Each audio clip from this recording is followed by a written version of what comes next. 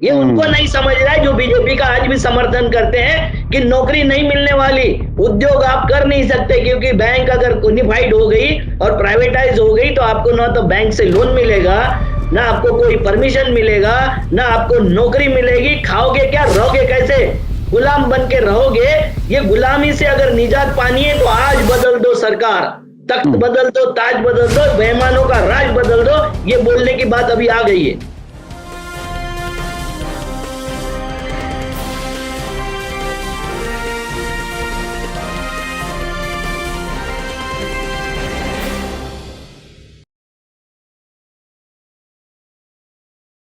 Hello, नमस्कार, आदाब, सत श्री अकाल और अस्सलाम वालेकुम। मैं हूं मोहम्मद अहमद काज़मी, लेकर आया हूं आपका पसंदीदा कार्यक्रम आपके रूबरू।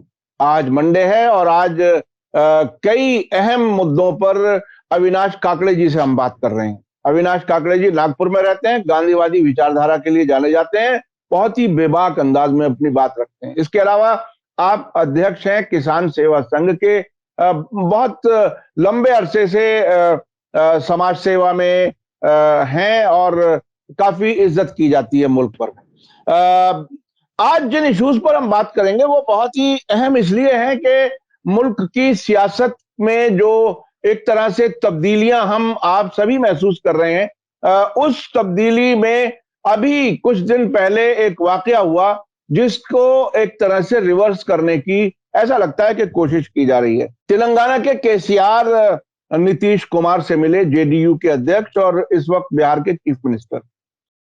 उसके बाद ऐसे अटकलें लगाई जा रही थी कि अपोजिशन शायद नीतीश कुमार के सरपरस्ती में, उनके नेतृत्व में शायद आगे बढ़ेगा 2024 के इलेक्शन में। लेकिन अभी एक फिर खबर आई है कि कोई नाराजगी है और राजनीति को समझने वाले लोग, चाहे पत्रकार हों या राजनीतिक मैदान में काम करने वाले लोग हों, वो खबर देख करके ये समझ लेते हैं कि ये कहां से क्या चला, कौन निशाने पर है। ये तजर्बे के साथ साथ सीखता है और मैं अपने दर्शकों को उतना ही मैच्योर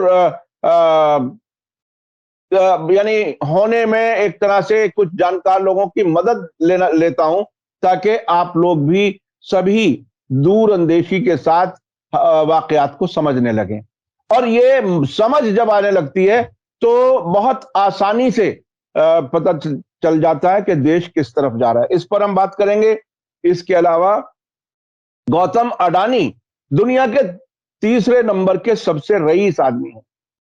कुछ लोग एक कमेंट ये भी कर रहे हैं कि वो एक साथ एक ही आदमी सबसे ज्यादा रईस भी है और सबसे ज्यादा कर्जदार भी है। ये अपने आप में क्या गुत्थी है, इसको समझेंगे। और मुल्क की तारीख, हिस्ट्री, खास तौर पर आजादी की तारीख, स्वतंत्रता संग्राम की तारीख, उसमें तब्दीलियां करने की मुसलसल कोशिश हो रही है। बच्चों की टेक्स्ट बुक्स में, स्कूलों की किताबों में तब्दीलियां हो रही हैं मुसलसल, और बिल्कुल ऐसा लग रहा है कि जंगल राज है, जिसकी जो मर्जी आए वैसे जो वो कर ले। और जाहिर है हुकूमत में है तो जो कुछ वो चाहेंगे करेंगे, इसमें कोई शक नहीं है। इस सब पर अविनाश काकड़े जी से बात करेंगे। अविनाश काकड़े जी, बताइए कि वेलकम है आपका मीडिया स्टार वर्ल्ड को। समय की कमी की वजह से मैं थोड़ा सा जल्दी सवाल पे आना चाहता हूं। आप बताइए कि ये केसीआर वाला मामला क्या है नीतीश कुमार का। एक अंदाजा था कि ऐसा तो नहीं है कहीं नीतीश कुमार को बीजेपी ने ही भेजा हो अपोजिशन का प्राइम मिनिस्टर कैंडिडेट बनाने के लिए। अब जो कुछ नई खबर है उसके बाद आपको क्या लगता है? नहीं, देखो, ऐसी बात नहीं है किसी को किसी ने भेजा। नीतीश कुमार इतना बड़ा खिलौना नहीं हो सकता है। वो तो जाते तो ओपनली जाते और वापस आते तो ओपनली आते। हमारे देश में एक मानसिकता बन गई थी, कांग्रेस के विरोध में सारी विपक्ष पार्टियां इकट्ठा हो जाए। ये बहुत सालों से चलने वाला प्रयोग था। राम मनोहर लोहिया जी और जयप्रकाश नारायण जी, उस वक्त से ये चल रहा था प्रयोग। देखो, इसमें जो इसकी उत्तर की राजनीति जो समझते हैं वो चाहते हैं कि कांग्रेस साथ में हो, मगर साउथ की राजनीति, जैसे साउथ में कमजोर, बहुत कमजोर हो गई है कांग्रेस, तो उनको उसकी दरकार नहीं है। ये कॉमन इसलिए नहीं समझते कि इनको बीजेपी को हराना इनका एजेंडा नहीं है, अपना प्रदेश कायम रखना इनका एजेंडा है। बात को इसको समझना पड़ेगा ढंग से हम्म। कि उनको अपना प्रदेश कायम रखना है। अब जहां कांग्रेस विरोधी होगी, देखो केसीआर के यहाँ प्रमुख विरोधी पार्टी कौन है, तो आज के तारीख में भी कांग्रेस है। मतलब केसीआर के विरोध में वहां कांग्रेस खड़ी है। नीतीश कुमार के यहाँ कांग्रेस का कोई वजूद नहीं है, उसके यहाँ बीजेपी खड़ी है। तो ये दोनों की अपनी अपनी मजबूरियां है। अब इनको जब तक ये नहीं लगता है कि हमारा कॉमन शत्रु जो है बीजेपी है, जब तक ये ऐसा ही चलते रहेगा, वो उस वक्त तक ये मामला सुलझने वाला नहीं है। सवाल ये है कि इनको इकट्ठा क्यों आना है, इसके इश्यू फ्रेम होने चाहिए। भाई बीजेपी ने संविधान के साथ में खिलवाड़ किया, रोजगार के साथ में खिलवाड़ किया, नेशनल प्रॉपर्टी के साथ में खिलवाड़ किया, कानूनों के साथ में, लेबर कानून हो, एजुकेशन कानून हो, किसान के कानून हो, सबके साथ में खिलवाड़ किया। तो ये जो मामला है, इसके विरोध में अगर इकट्ठा आते हैं तो ये आ सकते हैं, महंगाई के विरोध में इकट्ठा आते तो आ सकते हैं। मगर जब अपनी राजनीति, अपने प्रदेश की राजनीति पर ही बात होगी तो केसीआर की राजनीति अलग कहती है और नीतीश कुमार की राजनीति अलग कहती है। मुझे लगता है उसकी वजह से ये डिफरेंसेस बन रहे। तो इसमें हम ये ना कहे राष्ट्रीय राजनीति है उस पर क्या असर पड़ेगा? किस पर? देश की राजनीति, जो ओवरऑल बीजेपी और एंटी बीजेपी वाला जो एक नैरेटिव और पर्सपेक्टिव है, उस पर क्या असर पड़ेगा?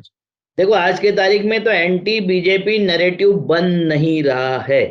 मैं स्पष्टता से बता देता हूं कि मोदी का विरोध है, बीजेपी शासन का विरोध है, मगर पार्टियां एंटी बीजेपी खड़ी होने के लिए एक साथ तैयार नहीं है। उसका कारण है कि अपने अपने इंटरेस्ट छोड़ के वो कुछ करने को तैयार नहीं। और बीजेपी पूरी शक्ति से पन्ना प्रमुखों के साथ में तो राष्ट्रीय अध्यक्ष और प्रधानमंत्री तक सब प्रचार तंत्र का अवलंब करते हैं। आप देख लीजिए, बनासकांठा में 8 महीने 10 महीने पहले कोई लड़की भाग गई थी किसी मुस्लिम लड़के के साथ में, उसकी अभी 8 महीने के बाद वहां रैली हुई बड़ी, और फिर उसमें जो नारे लगे, मुस्लिम विरोधी नारे और ये सब नारे लगे, उसमें पुलिस ने लाठीचार्ज भी किया। वो खड़ा होके वहां का एमएलए बोल रहा है, पांड्या करके, वो एमएलए बोल रहा है कि मैं सबक सिखाऊंगा एसपी को। तो ये जो मामले हैं, इनको पता है, इनका डिस्कोर्स तैयार है, इनका इशू तैयार है, बीजेपी का इशू पीछे नहीं है, वो तैयार है और वो सामने रख के बोल रहे हैं। मगर इन लोगों को अपनी अपनी राजनीति और अपने अपने प्रदेशों की राजनीति से छुटकारा नहीं मिल रहा है, ये उसका कारण है। अच्छा, ये अभी राहुल गांधी ने फिर से बीजेपी को एक तरह से मोदी जी के जो पॉलिसीज हैं उसको निशाना बनाया है।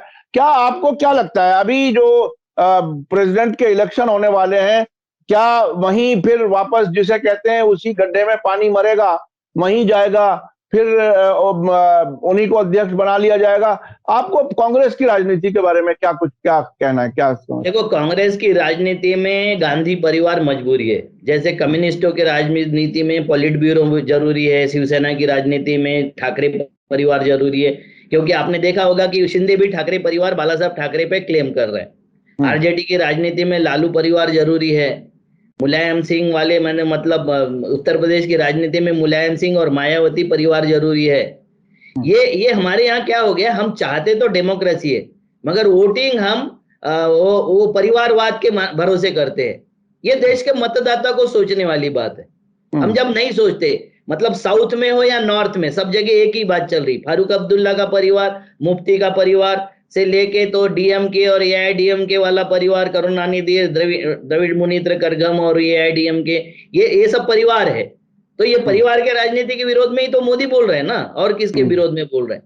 तो ये परिवार के भरोसे देश चलेगा या नहीं चलेगा, राजनीति अलग चीज है, मगर जब तक जनता चाहती है, जब तक परिवार के भरोसे ही चलते रहेगा।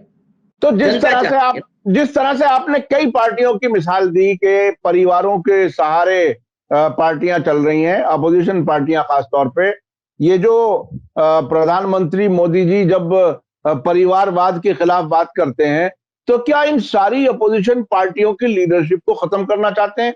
क्या ये उसी का हिस्सा है जिसमें पहले तो कांग्रेस मुक्त और फिर अपोजिशन मुक्त भारत की बात हो रही थी? क्या वही है, वही प्लान आगे बढ़ रहा है? नहीं, प्लान तो उनका वही है। आपने देखा नहीं नीतीश कुमार क्यों गए छोड़ के? उन्होंने बताया था कि जो राज्य स्तरीय जो पार्टियां है उसको हम समाप्त करना चाहते हैं। भाई जब तुम राज्य स्तरीय पार्टियां, शिवसेना को किया तो वो चाहता है जेडीयू भी समाप्त हो जाए, वो ममता बनर्जी भी क्या कैसे आरएसएस के लोगों के लिए तारीफ करने जा रही है। मुझे तो पहले से शक है, ये बैनर्जी, चटर्जी, मुखर्जी, पहले से शक है, ये एक साथ काम करते कभी भी। इनके ऊपर बहुत ज्यादा भरोसा विरोध का नहीं करना चाहिए, कभी नहीं करना चाहिए। तो ये जो है, बीजेपी में कोई परिवारवाद नहीं है, बीजेपी तो सब परिवारवाद से मुक्त है। सिंधिया परिवार नहीं है और कोई परिवार ही नहीं है उसमें, राजनाथ सिंह परिवार नहीं, सिंधिया परिवार नहीं, 50 नाम गिना सकता हूं। अभी समय आपके पास में कम है, इसलिए वो परिवार उनके नहीं गिनाऊंगा। और भ्रष्टाचारी भी नहीं है, बीजेपी में कोई भ्रष्टाचारी भी नहीं है। सारे देश में सारी पार्टियां भ्रष्टाचार से युक्त है, सब लोग भ्रष्टाचार करते। बीजेपी में गया कि कमल छाप साबुन से धुल के साफ हो जाता है, निर्मल चरित्र हो जाता है। जैसे हम पाप करते साल भर और 12 साल के बाद एक बार जाके गंगा में डुबकी लगा लेते तो पाप मुक्त हो जाते हैं। जैसे मुसलमान जाके वहां माफी मांग लेता है तो मुक्त हो जाता है, वैसे ये व्यवस्था है, ये धार्मिक व्यवस्था है, धार्मिक पार्टी है बीजेपी। तो उसमें ये व्यवस्था तो रहेगी ना, कि जिसमें मुक्ति की गुंजाइश रहेगी, दान की और पुण्य की गुंजाइश रहेगी, ये हो रहा है। तो बीजेपी में सारे गुनाह माफ हो जाते हैं। अब ये बताइए कि अभी हाल ही में अडानी को तीसरे नंबर का सबसे बड़ा प्रॉस्पर रिच अमीर आदमी बताया गया है। इसके पीछे क्या कुछ कहानी है, क्या है? चूंकि जिस तेजी से अडानी को बढ़ते हुए और सरकार को उन्हें बढ़ाते हुए पूरे देश ने देखा खुली आंखों से, ऐसा नहीं है कि टाटा की तरह से कोई एक ऐसी फैमिली हो जिसने बहुत अरसे से कारोबार किए हो और लगता हो कि ठीक है भाई टाटा, लेकिन ये अडानी तो बिल्कुल नया सब कुछ है। और इतनी तेजी से क्या है ये, इसके बारे में आपकी क्या राय? इसके बारे में थोड़ा सा अलग से सोचना पड़ेगा मुझे। अगर 2 मिनट 3 मिनट आप दो तो मैं थोड़े बिल्कुल अलग से बिल्कुल बता बिल्कुल देता हूँ। बिल्कुल बताइए। ऐसा है कि अडानी को 2014 तक 60,000 करोड़ रुपए का लोन दिया हुआ था। 2017 में 1 लाख करोड़ का लोन उसके ऊपर था। आज की तारीख में उसके ऊपर 2,60,000 करोड़ का लोन है। अगर ये लोन उसने हाथ खड़े कर दिया ना, तो जो गोपिकाओं का वस्त्र हरण हुआ था, वैसे हमारे देश के सारे बैंकों का वस्त्र हरण हो जाएगा। 23 बैंकें थी, अभी 12 बैंक हो गई। क्यों हुई? कि 11 लाख करोड़ लेके भाग गए। मोदी जी के मित्र 11 लाख करोड़ लेके भाग गए। वो बोलते कांग्रेस ने लोन दिया था। कांग्रेस ने लोन इसलिए दिया था कि बिजनेस बढ़ा सके। मोदी ने अपना शेयर इसलिए ले लिया, मोदी की पार्टी ने, कि वो भाग सके। वो भाग गए, उन्होंने अपना गंगा नहा लिए, अब तो मुक्त हो गए, पाप मुक्त हो गए वो। तो इसमें ये और बात समझने की जरूरत है कि एलन मस्क एक नंबर का दुनिया का आदमी है। वो एक नंबर कैसे बना? तो उसने रीयूजेबल रॉकेट फाल्कन 9 का खोज किया। दूसरी खोज है इलेक्ट्रिक व्हीकल, जिसको बिना पेटेंट दुनिया के सामने ओपन कर दिया कि कोई भी बना सकता है। ठीक है। तीसरा है न्यूरालिंक, जो आर्टिफिशियल इंटेलिजेंस के नाम से जिस आदमी का ब्रेन डेड हो गया या ब्रेन में कोई प्रॉब्लम हो गई या वो अपने एक्टिविटी नहीं कर सकता, उसमें वो चिप डाल के उसकी एक्टिविटी कराने वाला ये प्रोजेक्ट है। और ये सबसे एक्टिविटी करवा लेता है, ऐसे लोगों से भी एक्टिविटी कर लेता है जिसका ब्रेन कमांड नहीं करता। तो चौथा है इलेक्ट्रिक जेट, इलेक्ट्रिक पर उड़ने वाले हवाई जहाज, जो फॉसिल फ्यूल के बाद भी उड़ते हैं, फॉसिल फ्यूल नहीं करते और सोलर एनर्जी पर भी वो उड़ सकते हैं। पांचवा उसका काम था पेपाल, पेमेंट का सिस्टम है, उसने सबसे पहले इजाद किया था। छठवा था उसका हाइपरलूप, जो 800 किलोमीटर की तेजी से वो ट्रेन उसकी चलेगी, उसका खोज उसने किया, इजाद उसने किया हाइपरलूप के ट्रेन का। और इंटरनेट का विदाउट केबल, जो इंटरनेट का ऊपर छोटे छोटे सैटेलाइट छोड़ के और पूरी दुनिया को विदाउट इंटरप्शन, हमारे यहाँ तो कलेक्टर ऑफिस में भी गोल गोल घूमते रहता है, जो नियंत्रण करता है जिले का, वहां भी घूमते रहता है वो। तो ये देने वाला ये आदमी है, इसलिए ये नंबर 1 बना।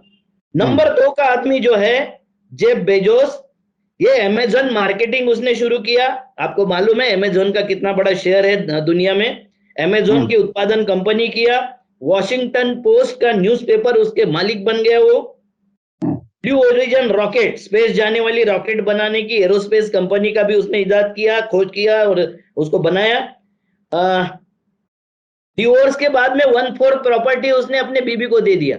हमारे यहाँ तो बीबी ऐसी ही छोड़ देते हम, दूसरे की बीवी क्या हो रही है, 3 तलाक हो रहा है कि 2 तलाक हो गया, कि शिद्दत क्या हो रहा है, बिद्दत विद्दत, वो सब ढूंढते रहते हम।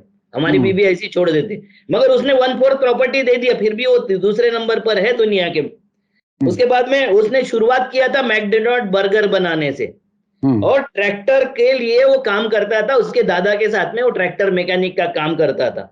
मगर हमारे देश का जो नंबर 3 वाला आदमी है, जो देश की इकोनॉमी 5वें नंबर पर बढ़ने का और 5वें नंबर में आने का दम्भ भर रहे, 2014 में हमारी इकोनॉमी वर्ल्ड में तीसरे नंबर पर थी, वो 19 में घट के और 5वें से नीचे आ गई थी, अब 5वें नंबर पर पहुंच गई, क्योंकि ब्रिटेन की इकोनॉमी घट गई, हमारा कुछ इजाफा नहीं हुआ, मगर हम उसका सेलिब्रेशन मनाएंगे। गलत लिखते हैं वो, उसके बारे में आम आदमी पार्टी के बारे में लिखता है वॉशिंगटन पोस्ट तो देशद्रोही होता है, न्यूयॉर्क टाइम्स लिखता है तो देशद्रोही होता है, वो पेड न्यूज होती है, मगर इनके लिए जिसने दिया वो इनका खास आदमी हो गया। मगर अडानी जी ने 3 खोजें की। पहली खोज की नाफ्ता की स्मगलिंग करते हुए वो कई बार अरेस्ट हुए, जैसा कोई मगरमच्छ पकड़ते हुए बुलबुल पे उड़ते हुए दिखाई देते हैं, वैसे ये नाफ्ता के स्मगलिंग पढ़ते हुए कई बार अरेस्ट हुए हैं। कई हमारे यहाँ सेल टैक्स कमिश्नर है, सेल टैक्स के इंस्पेक्टर है, और सादे सादे ठुल्ले हैं, मतलब पुलिस के जो ये लोग हैं, पीएसआई वगैरह, उन्होंने इसको अरेस्ट करके रखा था। ये पहली उसकी खोज थी कि वहां से शुरुआत हुई। दूसरी उसकी खोज है कि इसने मोदी नाम का एक चमत्कारी पुरुष खोज लिया, ये दूसरी खोज है उसकी, बहुत बड़ी खोज है। और तीसरी खोज है कि मोदी नाम के चमत्कारी पुरुष को उन्होंने अपने सीईओ, कंपनी का सीईओ और प्रवक्ता बना दिया। ये 3 खोजों के कारण ये वर्ल्ड की इकोनॉमी हमारी 5वें जगह पर पहुंच गई होगी, मगर अडानी जी हमारे तीसरे नंबर पर पहुंच गए। तो आपको समझ में आना चाहिए देश के लोगों को, देश के युवाओं को, कि घी कौन से खिचड़ी में गया, कहां गया ये पैसा सारा। अगर इकोनॉमी बढ़ गई तो पैसा कहां गया। तो आपको बता देता हूं कि 40% बैंकों की इकोनॉमी अकेले अडानी के और अंबानी के पास में चली गई है। अब अगर उन्होंने हाथ उठा दिया, या उन्होंने अपना, अंबानी तो शिफ्ट हो रहा है लंदन, उन्होंने यहाँ का छोड़ के, अडानी कोई भी मोमेंट में भाग सकता है, क्योंकि सारी क्रिमिनल काम वो करता है, सारे क्रिमिनल काम, मतलब पोर्ट में, उनके सारे पोर्ट में, देश के सारे पोर्ट करीबन करीबन उसके नाम से हो गए, सारे पोर्टों पर स्मगलिंग चल रही है। तो ऐसे काम करने वाला एक आधा भी कोई मुख्यमंत्री या एक आधा भी कोई अधिकारी ढंग का आ जाए तो इसको उठाने में ज्यादा समय नहीं लगेगा। तो आपने जो बोला था कि सबसे देश का, दुनिया का सबसे तीसरे नंबर का रसूखदार आदमी और सबसे बड़ा कर्जदार है, क्योंकि वो फैसिलिटी मुहैया कराया है हमारे मोदी जी ने। आदरणीय मोदी जी चाहते हैं कि वो दुनिया के 1 नंबर पर चला है, और वो चला आएगा, क्योंकि देश की प्रॉपर्टी उसी के नाम से हो रही है, सारी प्रॉपर्टी उसी के नाम से जा रही है। एयरपोर्ट, सी पोर्ट, एफसीआई के गोडाउन, रास्ते, जो बिजली, पूरी की पूरी बिजली उसके नाम से, पूरी बिजली उसके नाम से, सारे स्टेट उसको दे दिए जाएंगे। जैसे 35 साल के लिए मध्य प्रदेश दिया, अब सारे स्टेट उसके नाम से दे दिए जाएंगे। 10 गुना महंगा कोयला भी वही सप्लाई करेगा, और सारी की सारी इलेक्ट्रिसिटी बोर्ड वो चलाएगा। तो ये हालत में वो तीसरे नंबर पर बना है। अच्छा, एक बात समझने की है, जब इतनी सारी बातें, सब चीजें आप पता चलती हैं जनता को कि वो सब एक जेब में या एक से ज्यादा 2 लोगों के पास सब कुछ पहुंच रहा है, तो एक तरह की निराशा होती है। निराशा ये कि जब सब कुछ लूट ही जाएगा तो क्या आने वाले किसी वक्त में, अगर अगर जितनी भी बाकी बची डेमोक्रेसी है, अगर उसके सहारे सरकार बदलती है, तो क्या सरकार बदलने पर ये जो देश का इतना असासा है, इतने एसेट्स हैं, क्या ये कभी वापस भी आ सकते हैं? कहीं कोई कानून में कहीं कोई गुंजाइश है? जी बिल्कुल। जैसे इंदिरा जी ने सारे बातों का, खदानों का राष्ट्रीयकरण करवा दिया था, प्रिवी पर समाप्त कर दिया था, बैंकों का राष्ट्रीयकरण हुआ था, ये तो राष्ट्र कोई भी कभी भी कर सकता है, मगर उस वक्त तक जो बाहर गया पैसा वो नहीं आ सकता। जैसे ये बहुत दहाड़ के बोले थे कि काला पैसा वापस लाऊंगा, 3 गुना बढ़ गया काला पैसा जो था बाहर जाने वाला, 3 गुना बढ़ गया। मगर एक बात आपको बता देता हूं, ये आपका इतिहास बदल रहा है, बहुत बुरी तरीके से इतिहास बदल रहे। अभी आपको बताता हूं कि जैसे वो ट्यूशन क्लास वाले नहीं है, मेरिट आए बच्चों को, किसी भी चीज में जब मेरिट आते बच्चे, तो बच्चों को अपने इसमें पैसे देके उसके माँ बाप को और वो अपने होर्डिंग पर छाप देते, अपने पेपर में छाप देते कि हमारे यहाँ की ट्यूशन पढ़ के ये 1 नंबर आया। वैसा आरएसएस, वो जो लोगों के नाम उसमें थे स्वतंत्रता संग्राम में, उनको भगाने का प्रबंध अब ये लोग कर रहे। जैसे इतिहास में तोड़ मरोड़ करके इन्होंने क्या क्या किया कि बुलबुल पर बैठा दिया है सावरकर को। सावरकर कैसे बुलबुल पे बैठते मुझे नहीं पता, मैं तो बैठ नहीं सकता बुलबुल पर, मगर वो बैठ सकते। और वो इतने देशभक्त थे कि देश में घूम के आते थे, मगर सावरकर जेल से भागते नहीं थे, बाहर आके फिर चले जाते थे, क्योंकि उनको पेंशन लेना थी। और वो पेंशन लेने का जरूरी था कि माफीनामा लिखना, बुलबुल के पीठ पर बैठकर वो पेंशन नहीं मिल सकती थी। इन्होंने सबको, ये इतिहास में इतनी तोड़ मरोड़ करते, इन्होंने गुजरात चैप्टर गायब कर दिया, नर्मदा आंदोलन गायब कर दिया इतिहास की किताबों से, असहयोग आंदोलन गायब कर दिया, सोशल सारे आंदोलन गायब कर दिया, किसान आंदोलन डिलीट हो गया, बच्चों का वो कहते हैं कि बच्चों का रैशनलाइजेशन हो जाएगा, मतलब कोई लड़ना नहीं सीखे, कोई अपने डेमोक्रेटिक राइट्स के लिए, राष्ट्रपति महोदया ये कहती है, राष्ट्राध्यक्षा महोदया, कि अपने जो कर्तव्य है उसके प्रति निष्ठावान हो, हकों के प्रति निष्ठावान होने की बात ही नहीं करते। भाई आदिवासियों को हक पता है क्या, कर्तव्य कहां से पता हो जाएंगे। मगर ये डिस्कोर्स ऐसा चल रहा है, क्योंकि अभी जंगल छीने जाने वाले हैं। उद्योगपति को, अडानी को बेचने के लायक रेल भी नहीं बची, भेल भी नहीं बचा, सेल गेल कुछ नहीं बचा, अब जंगल बेचना है। तो जंगल बेचना है तो आदिवासियों के मुंह से उनको, आदिवासियों को समझाने की जरूरत है कि आपका देश के प्रति हक क्या है, कर्तव्य क्या है। तो वो जो बताएगी, जैसा हमारे रामनाथ कोविंद जी ने दलितों को बताया था कि दलितों के उत्थान के लिए क्या होना चाहिए, और फिर दलितों का उत्थान हो गया। आज भी जूते से पानी पिलाने का काम चल रहा है कई जगह पर दलितों को, इतना उत्थान हमने कर लिया। अब हम आदिवासियों का उत्थान करने के लिए काम कर रहे।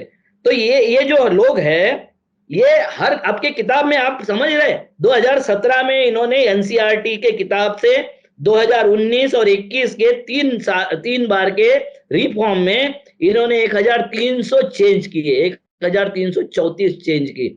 मजाक है। और इसके लिए कोई कमेटी नहीं है। ये नफरती चिंटू उसमें बैठ जाते हैं 10, 20, 50, और ये नफरती चिंटू जैसा इनको चाहिए डिस्कोर्स, पूरे देश में जैसा चलाना है, इनको इतिहास चलाना है, वैसा इतिहास चला के ये पूरे देश को चलाना चाहते। भाई इतिहास ऐसे एक पक्ष नहीं चलता, एक बार पे इतिहास नहीं चलता है। और आपको अगर इतिहास को समझना है तो इतिहास में आपके योगदान को भी समझना पड़ेगा। पिछले वक्त आपको बताया था कि ये भगवे का भी अपमान कर रहे, भगवान का भी अपमान कर रहे। कैसे कर रहे हैं? तो भगवा हमारे सबसे शिखर पर होता है और उसको ऐसे प्रणाम करते हैं, मस्तक से प्रणाम करते हैं। ये तो यहां से प्रणाम करते हैं। ये बता रहे आपको कि आपका धर्म, आपका झंडा, आपके भगवान हमारे कंधे से ऊपर नहीं है, ऊपर हम हैं, सबसे भूदेव है हम। ये समझाने का प्रयास कर रहे हैं, और ये फिर भी बात नहीं समझ रही। दिहाड़ी मजदूर भी आत्महत्या कर रहे हैं। टीसीएस जैसी कंपनी में भी फर्स्ट ईयर वालों को इंक्रीमेंट नहीं दिया जा रहा है, और काबिल लोग को नौकरी नहीं मिल रही है। जो रोजगार मांग रहा है, जो रोजगार नहीं मांगता उसको छोड़ दीजिए, मगर जो काबिल लोग है, नौकरी करने के काबिल है, उनको भी नौकरी नहीं मिल रही है। हमारे यहाँ के जो बच्चे हैं, जो कंप्यूटर साइंस भी किए, कंपनी उनको 8-9 हजार रुपए ऑफर कर रही है। ये कहाँ देश को ले जाया जा रहा है? ये अगर बच्चों को नहीं समझता है तो दुर्भाग्य है देश का। ये उनको नहीं समझ रहा है जो बीजेपी का आज भी समर्थन करते हैं कि नौकरी नहीं मिलने वाली, उद्योग आप कर नहीं सकते, क्योंकि बैंक अगर यूनिफाइड हो गई और प्राइवेटाइज हो गई तो आपको ना तो बैंक से लोन मिलेगा, ना आपको कोई परमिशन मिलेगा, ना आपको नौकरी मिलेगी। खाओगे क्या, रहोगे कैसे? गुलाम बन के रहोगे। ये गुलामी से अगर निजात पानी है तो आज बदल दो सरकार, तख्त बदल दो, ताज बदल दो, बेईमानों का राज बदल दो। ये बोलने की बात अभी आ गई है। ये बहुत बहुत ही बड़ी बात आपने कही, और मैं समझता हूं कि और मुझे कुछ इसमें कुछ कहने की जरूरत नहीं है। जो आपने मैसेज दिया है आखिर में नौजवानों को, खास तौर पर मैं कई बार नौजवानों को, विचारों को देख करके उनका फ्यूचर के बारे में जैसे हालात हो रहे हैं उस पर सोचता हूं तो रोंगटे खड़े हो जाते हैं कि ये आखिर अपनी कैसे जरूरतें पूरी करेंगे, कैसे ये जिंदगी आगे बढ़ाएंगे। कि उस सावरकर को ये स्थापित करना चाहते हैं जो रेप को पॉलिटिकल टूल समझता है। बिल्किस बानो में यही हुआ है। और वो रेप को तो पॉलिटिकल टूल समझता है, मगर छत्रपति शिवाजी को वो काकतालीय योग के अनुसार छत्रपति बनाया सिखाता है। ये पूरे देश का संस्कृति सभ्यता तहस नहस करना चाहते हैं। ये कुछ नहीं रखना चाहते देश में, ना सोच, ना विचार, ना अर्थ, ना भगवान। बहुत बहुत ही अफसोसनाक सूरत हाल है और आप बहुत ही बेबाक अंदाज में अपनी बात रखते हैं। जनता समझती है, देखती है, लेकिन कितने लोग हिम्मत करते हैं, कर पाएंगे आने वाले वक्त में नहीं मालूम, क्योंकि जिस तरह से खामोश किया जा रहा है लोगों को, उसमें बहरहाल एक तकलीफ का एहसास है। लेकिन जो आपने उम्मीद जगाई कि कोई भी नई सरकार आकर के जिस तरह से इंदिरा गांधी ने बैंकों का राष्ट्रीयकरण किया था, उस तरह से चीजें वापस ठीक भी हो सकती हैं, ये एक उम्मीद की बात आपने बताई। बहुत बहुत शुक्रिया। इसी के साथ मुझे दीजिए इजाजत। धन्यवाद, शुक्रिया। मेरी पिछले वक्त लिंक डाला था, वो लिंक पहले डाल देना मेरी। हाँ ठीक है, मैं बिल्कुल डाल दूंगा। मैं आपको दर्शकों को एक बार बता दूं कि अविनाश काकड़े जी का अपना YouTube चैनल है, उस पर भी आप जाकर के इससे कुछ ज्यादा बहुत और चीजों पर भी और इश्यूज पर भी आपके विचार आप जान सकते हैं। बहुत बहुत शुक्रिया। इसी के साथ मुझे दीजिए इजाजत। धन्यवाद, शुक्रिया। जय भारत, जय हिंद।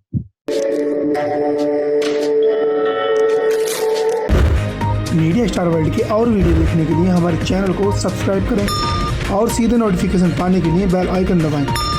और अगर हमारी खबर सच्ची और अच्छी लगे तो अपने व्हाट्सएप, इंस्टाग्राम, फेसबुक और ट्विटर अकाउंट पर जरूर शेयर करें।